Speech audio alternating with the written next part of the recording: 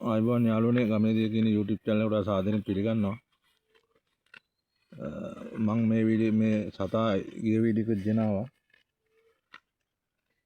මේ වීඩියෝ එක ගන්නේ මේ කලබ් ජෙල් කියන එක දෙන්න ඕන නිසා.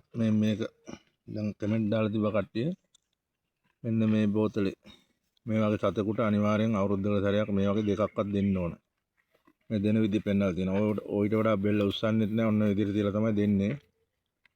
දැන් දෙන්න කවුරුත් නැහැ මෙතන. හිටියනම් මේක පොවලා පෙන්නන්න තිබ්බා. මේකෙන් දෙකක්වත් අවුරුද්දකටවත් දෙකක්වත් දෙන්න ඕනේ. එතකොට මේ සතා හොඳට නැගිටලා කරලා ඉන්නවා. මේ මිල තියෙනවා. මේක කැලබ් ජෙල්. මේක ජෙල් එකක් තියෙන්නේ. මේක තියෙන්නේ ධනිස් වලට. අගර ශක්තියක් එන්න. මෙයා තරුණ මේ සාමාන්‍ය තරුණ වෙනවා වගේ නම මේක දෙනකොට. අගර ලොකු හයියක් එනවා. කඳු එහෙම යන්න පුළුවන්.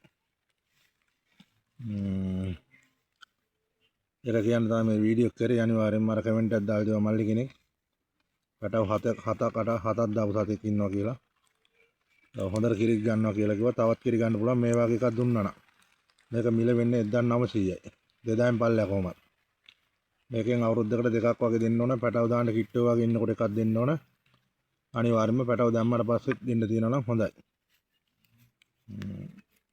මේ වගේ පොඩි පැටවුන්ට දෙනවා නම් අනිවාර්යයෙන්ම මේ පැටවුන් මම නම් දෙන්නේ නැහැ.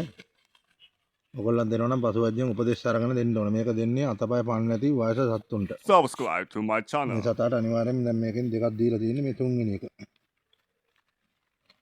එතකොට හොඳට ඉන්නවා. එනම් යාළුවනේ මම අතර එනවා. මේ වර්ෂාවක් එන්න යන්නේ.